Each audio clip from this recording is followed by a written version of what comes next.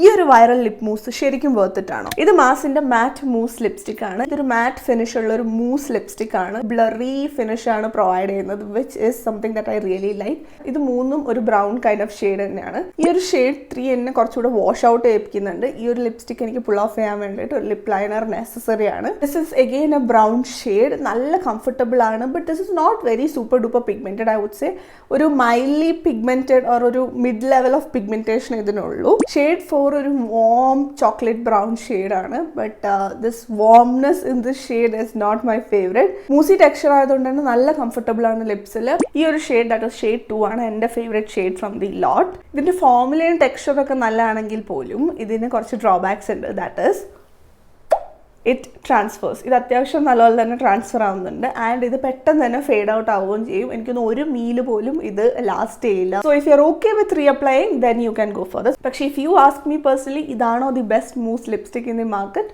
No, we have many better options. നിങ്ങൾക്ക് എൻ്റെ favourite മൂസ് lipsticks ഒക്കെ ഏതാണെന്ന് അറിയണമെങ്കിൽ കമന്റ് ഡൗൺ ബിലോ.